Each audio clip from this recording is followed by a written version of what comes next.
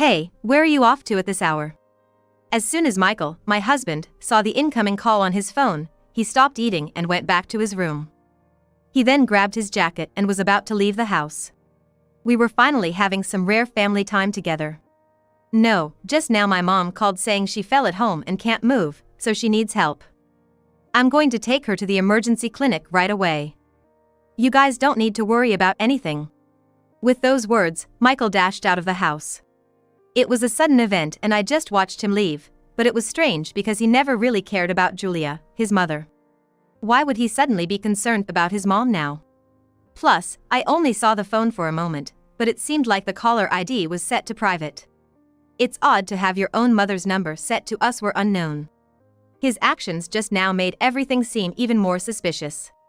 A few minutes after Michael left, the doorbell rang suddenly. Hello, Kyrie. I heard you weren't feeling well, so I made some stew and brought it over. What's going on here? When I opened the door, there was Julia, supposedly unable to move, standing right there with a pot in her hands. What? Julia! Michael just rushed out saying you had fallen and couldn't move. That's when I knew for sure. Michael had lied about Julia being immobile and had left, trampling over our family time. My name is Kyrie Stephen. I live with my husband Michael and our elementary school-aged son, Theo. Life isn't easy with the recent spike in living costs, but the three of us are living happily together. We met when we were both college students. I happened to stop by a cafe where Michael was working. Being shy, I was so nervous about his good looks the first time I saw him alone that I couldn't even speak properly as a customer. Was this love at first sight? Throughout my life, I never believed in love at first sight. I thought it was more of a myth than anything else. So, when I found myself experiencing it, I didn't know what to do and was quite flustered. I turned to a friend from high school, who had plenty of experience in romance, seeking advice on what I should do. If you're interested, why not just talk to him? Otherwise, nothing will start. For me, who had only dated 2 guys until then, this seemed like a big step, but she talked about it like it was nothing. I know, but, I'm shy, and I get even more nervous around him. I can't even start a conversation. After about 10 minutes of back and forth, we decided that if I couldn't do it alone, we should go together. So, after university, we headed to the cafe where he would likely be. When we got to the shop, I saw him at the register. If I go now, I can at least talk to him, I thought, and with my friend's encouragement, I lined up to order. As my turn approached, my heart raced even faster in front of him. I spoke up as he prompted me to order. I'll have a cafe latte, please. And, would you like to be friends with me? I blurted out my first words with more courage than I could control, loud enough for other customers at the register to hear. I ended up speaking so loudly that other customers overheard me, and I felt extremely embarrassed. My shyness kicked in full force. I turned bright red, dumped the payment and order on my friend, and bolted out of the cafe. It was all over. That was all I could think about at the moment. But my bold move turned out for the better. My friend, who had followed me out, was soon followed by him, Michael. He was apparently so intrigued by my behavior at the cafe that he took his break to come after us. This unexpected turn of events led to us exchanging contact information, and after hanging out as friends for 6 months. When I finally expressed my accumulated feelings to him, it turned out he had also developed a fondness for me while we were spending time together, and we happily progressed into a romantic relationship. After several years of dating and living together, we decided to take the next step and got married. Our marriage resulted in our son, Theo, and despite the hectic life of parenting and household chores, working for my family makes any tiredness seem trivial. I used to think marriage was out of my league, but having a family changed my perspective entirely. However, there's been one major concern in our marriage. Recently, I've been troubled by how unnaturally late my husband, Michael, has been returning home. Previously, he would let me know when he was leaving work, saying things like "I'm on my way home." But lately, not only has he stopped sending those messages, but it has also become a norm for him to return home in the early morning. It's odd since he never used to wear perfume, yet now he often comes home enveloped in a sweet scent. Worried, I confronted Michael, but he brushes it off with tired excuses about work and obligatory socializing. I know I need to face the truth head-on. But thinking about our family, especially Theo, I hesitate to take the step towards divorce.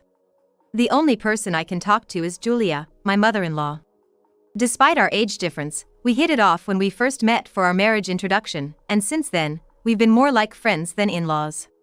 Julia always supports me, listening to my concerns about household and parenting issues. However, this time, I'm hesitating because I fear it might cause unnecessary worry and emotional burden. A few years ago, Julia had a health scare. Though it wasn't serious, her age meant she couldn't live as before. When I informed Michael about Julia's condition, he didn't show concern and returned the next evening, again with the scent of perfume. This time, fortunately, the situation was discovered early and didn't escalate into something more serious. However, thinking about what could have happened had we not caught it in time brought me to the brink of an explosion of anger. But Julia, ever patient, calmed me down without a hint of anger. Since Julia's hospitalization and return home, I've been helping her with household tasks and accompanying her on shopping trips. At first, Julia felt guilty about my assistance, but when I told her I wanted to help, she graciously accepted. Kyrie, I really can't thank you enough. You make every day so much brighter for me. No, it's me who should be thanking you, Julia. You've helped me in so many ways, and I really enjoy our talks together. Thank you. Hearing thank you from Julia always touched my heart, something I rarely experienced. I decided then that I would always be there to protect her. On the day I made such a decision, during dinner. Today, unusually, Michael had come home early, and we were going to have dinner as a family of 3 for the first time in a while. When Michael texted that he was on his way home, I was so happy that I decided to add some appetizers to the dinner I was preparing, rummaging through the fridge and finishing up in high spirits. Theo, who was doing his homework in the living room, noticed my mood and asked curiously, "Mom, what's up? You seem to be in a really good mood." Do I? Well, Dad's coming home early for a change. It's been a while since we've had a family dinner together, and it makes me happy. I see. Theo responded coldly, perhaps due to his age, but I was sure he was happy on the inside. Smiling at his retreating figure as he went back to his homework, I resumed my cooking. About 30 minutes later, Michael arrived home, and we sat down for a rare family dinner. I had prepared hamburgers at Theo's request and, knowing Michael would be home early, arranged several small dishes of appetizers on the table. We chatted about Theo's day at school and other recent happenings as we ate. Though Theo had been cold earlier, he warmed up as the meal and conversation progressed, even chatting with Michael. Family meals and conversations like these were always so enjoyable. Even though Michael often came home late, reeking of sweet perfume, having dinner together like this made all my worries seem less significant. I was really feeling that now. However, as the meal was winding down, Michael's phone rang, interrupting our family conversation. He checked his phone and suddenly stopped eating. He went to his room, grabbed his jacket, and seemed ready to leave somewhere. "Hey, where are you off to at this time?" "Oh, my mom just called saying she fell at home and can't move, so she needs help. I'm gonna take her to the emergency clinic right now. You guys don't need to worry about anything," Michael said and rushed out of the house. I watched him leave, perplexed by the sudden event. He had never shown much interest in Julia before, so why worry about her now? And the call. I only saw it for a moment, but it looked like the caller ID was set to private. It's odd to have your own mother's number set to private. Just when I was reaffirming the importance of family, his actions raised my suspicions again. And then, the doorbell rang. "Kyrie, good evening. I heard you weren't feeling well, so I made some stew and brought it over. What's going on here?" When I went to see, Julia, who was supposedly unable to move after a fall, appeared in front of me holding a pot with both hands. "What? Julia! Michael just rushed out saying you had fallen and couldn't move." I invited Julia inside to align our stories. According to her, Michael had told her that I was unwell and resting, and she shouldn't come near the house. She had tried contacting Michael several times to check on me, but was either sidestepped or told unilaterally that everything was fine, apparently to keep Julia and me from interacting. This confirmed my suspicions. Michael lied about Julia being immobile and even trampled over our family time to go see someone else. Frustrated to my limit, I activated the GPS tracker I had installed in the car for emergencies. The GPS showed that Michael was currently driving towards the town center, and this route would lead him straight into the hotel district. It seemed likely that he was en route to meet his affair partner in the hotel district. Julia and I watched Michael's GPS movement on my phone's screen together. If you want to divorce Michael, I will support you. I'm on your side, Kyrie. Her words blew away all my hesitation. Encouraged by Julia, I decided to take action against Michael. The GPS pin stopped right in front of a hotel on the map, seemingly confirming Michael's infidelity. However, GPS isn't always accurate. He might not actually be at the hotel, and the location could be slightly off. To double-check, I called Michael, but after several rings, the call was cut off without an answer, and when I tried again, his phone was turned off. The call was a hopeful attempt, but with his phone off, there was nothing more I could do. It's okay, let's just leave it for today. We'll get everything out of Michael when he comes back tomorrow. So, I ended the day quietly with Theo and Julia. The next morning, before waking Theo, I went downstairs to see if Michael had returned, but he hadn't. The quiet living room, with the morning sun peeking through the slightly open curtains, was empty. He didn't come back. It's really over, isn't it? Around midday, Michael finally returned, still dressed as he had been when he left. Welcome back. There's something we need to talk about. What? I'm tired. I've been at the emergency clinic with Mom. Can't this wait? Michael replied, scratching his head and sighing, trying to head to his room. But Julia appeared behind me, blocking his path. You said I couldn't move after a fall? Can you explain what you mean by that? Michael's face, which had been composed, turned pale instantly. That makes sense. Last night, Michael was supposed to have rushed out to help his mother, Julia. But here she was, in good health, right in front of me. Michael, caught in the act, turned as meek as a mouse. When I took him to the living room, where I had previously called my parents to gather, his expression grew even darker upon seeing them. Seemingly realizing the gravity of the situation, Michael sat down without being prompted, ready to listen. Michael, you probably understand why we're all here. Tell us, in your own words, why you think that is. Julia pressed him, and Michael, sweating, looked down and remained silent. If you won't speak, I will. You left the house last night saying you were taking your injured mother to the emergency clinic. But you were actually in the hotel district, weren't you? But I didn't fall or get hurt. And you told me not to come near the house because Kyrie was unwell, right? Was that because my presence was inconvenient for you? I pulled out my phone and confronted Michael with the evidence that his last GPS location was at a hotel. He looked surprised to know that I had shared access to his location. Tracking Michael's whereabouts had been easy, but I had never activated the app before, busy with childcare and household chores, and restrained by my conscience.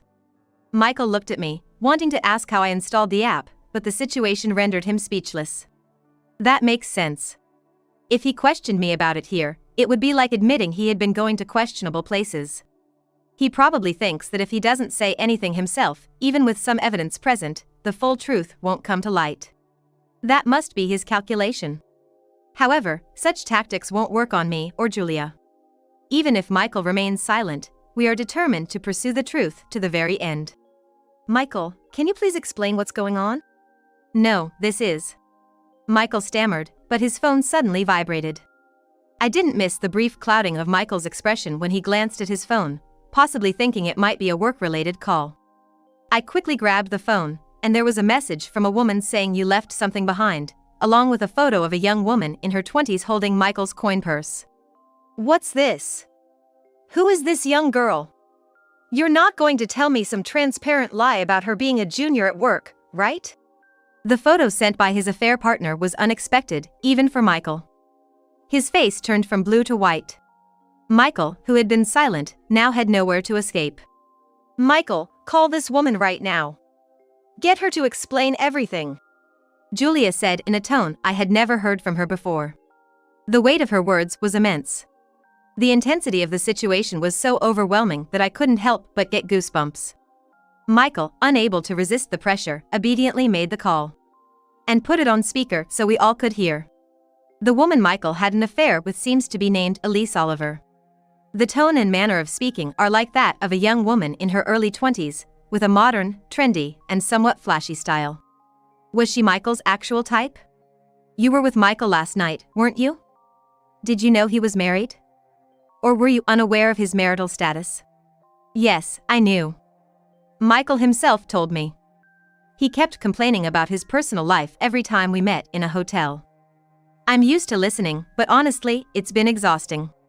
So, you knew he was married and still met him, having secret meetings in a hotel, and you even called him to the hotel district last night? Well, I did call him, but it was Michael who forgot about the hotel reservation we had made. So, I was wondering what we were going to do and contacted him yesterday.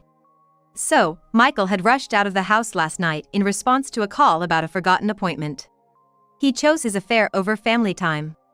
Michael, who used to be kind and family-oriented, changed after getting married and after Theo was born. Rather than feeling anger or sadness, I felt an overwhelming sense of emptiness. My mother looked puzzled, and my father seemed about to explode with anger. I've known about Michael's infidelity for a while. But I didn't want to worry everyone and kept silent. I thought about divorcing, but then there was Theo. I didn't want to make his life harder by raising him alone. So that's why you seemed down when you came to visit me. Did it show on my face? It's not exactly like that. I may not be as perceptive as your parents, but I'm a mother too, and I've known Kyrie for a long time. I had a feeling that you might be troubled by something. Though I thought I was suppressing it to avoid troubling others, I might have been unwittingly sending out an SOS without even realizing it myself. Maybe part of me wanted someone to notice. But now, I don't have to worry anymore. Thanks to opening up and sharing my feelings with everyone, and having them acknowledge these feelings, I was able to let go of everything and move on. I can't be with someone who has such a bad attitude towards women and doesn't value family. I want a divorce, Michael. I was finally able to express my feelings to Michael. Then, Michael, who had been silent, let out a sigh. This is all your fault, you know? Before we got married, you were all womanly, but you lost your charm right after. That's why I've been hanging out with cute, young girls like Elise. What's wrong with that? He unabashedly blamed me for his infidelity, claiming it was my fault for losing my charm as a woman. His unreasonable shifting of blame and defiance made my anger boil.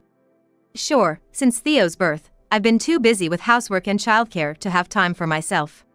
But it was because I valued our family's happiness. For the sake of my family's happiness and living together with smiles, I was content not spending time or money on myself. But Michael trampled all over those feelings, lost in his affairs, putting family second, if at all. He probably thought providing money for the family was enough. You really don't understand how hard it is to be a mother. I also sacrificed my own needs for childcare and housework. Michael, you're really hopeless. That's too much, Michael. Despite the criticism, Michael leaned back in his chair, unfazed, fiddling with his phone. He showed no signs of remorse. Even if he had shown remorse, it wouldn't change the fact that forgiveness is no longer an option. However, one would expect at least some of our words to resonate with him, but there was no sign of that in Michael's demeanor. The discussion, which started in the afternoon, stretched for hours, and before we knew it, Theo returned from school. I'm home. Wait, why are Grandma and Grandpa here, and everyone else too? Hey, Theo. Welcome back. Listen to this. Theo gave Michael, who had clung to him, a cold look. Please don't touch me. I can't see you as my dad anymore, because you've been out meeting other women, ignoring our family, and hurting Mom. It seemed Theo, even as a young boy, understood everything. Everyone present, including me, was surprised. We had never spoken to anyone, let alone the family, about Michael's infidelity. In fact, I had never discussed Michael's wandering ways with anyone. Yet, somehow, Theo had noticed. Theo! You're going to abandon me too? Who do you think raised you, gave you everything you wanted? It was me, right? No, Mom raised me. She cooked for me even when she was busy, and yes, the money might be yours, but it was Mom who bought everything I wanted. That's thanks to me, right? Who do you think lets us live in this house? My hard work lets you all have a warm life under this roof. Be grateful. The words "be grateful" came out of Michael's mouth. As soon as I heard them, I found myself moving unconsciously, and before I knew it, I had forcefully slapped Michael's cheek. What gratitude, huh? Do you have any idea how much I struggled, keeping the household budget for our future, removing lipstick from your suit collars? Collars? You mean you knew? I grabbed a shirt from the laundry basket and threw it at Michael, who was now on the floor. Do you know how to get lipstick off a shirt? You soak it in hot water, then apply detergent directly to the spot. I learned that cleaning up after your messes. Ever thought about how I felt doing that? I bet you haven't. After I had shouted this, I took a breath and came back to my senses. There on the floor lay Michael, holding his reddened cheek, looking up at me. All the struggles I had endured for such a man. You've got it now, right? Divorce Kyrie now. And as an apology for all the stress you've caused, swear here that you'll never bother us again. Don't come near Mom, or me, or Grandma and Grandpa anymore. You were never my dad to begin with. Just leave now. Rejected even by Theo, whom he thought was on his side, Michael had lost his place. I firmly demanded a divorce and alimony, and declared that I would never relinquish custody of Theo. My parents cut off all contact with Michael, deleting his information, and Julia, despite being his mother, decided she could no longer be involved with him. Michael, now being rejected by everyone, left the house without much resistance, walking towards the downtown area with his head down under the evening sky. Later, we learned that his affair partner, Elise, was also married and faced a hefty alimony demand from her husband. Elise's ability to pay seemed doubtful, but that was her problem. Michael signed the divorce papers without much fuss and agreed to pay alimony and child support until Theo finished high school. However, this drastically changed his once comfortable and slightly lavish lifestyle. Now living in a shabby apartment on the outskirts of town, struggling financially. It seems that because Michael had always left all the household chores to me, he never learned to cook. Now, relying on deli meals and takeout, he's apparently struggling financially. It was a self-inflicted result of his actions. As for me, after the divorce, I decided to move back home with Theo to my parents' house. Our family home is in a rural area, so, unfortunately, Theo had to transfer schools due to personal circumstances. However, the silver lining was that he didn't complain and obediently agreed to the change, which was a huge relief for me. Theo's friends looked a bit sad, but Theo, having matured a bit through this ordeal, reassured them by saying, "I'll definitely come to visit," even though he was the one transferring schools. He comforted his friends despite being in the situation of leaving. Seeing my son grow up so resilient made me proud to share his story with my parents. Julia and I remained close after the divorce. And despite initially refusing, I accepted some financial help from her. Thanks to that support, I didn't have any trouble with my living expenses. Now, when our schedule meet, I take Theo out for meals together, or he receives gifts on his birthday. He seems happy, surrounded by so many caring people. Since I moved back to my parents' house, they help take care of Theo even on weekdays. This allowed me to rejoin the pharmacy where I worked before my marriage, leading to fulfilling days at work. Now, when I return home, Theo and my parents are there to greet me. The moment of gathering around the dining table with my family is the happiest time for me above all else.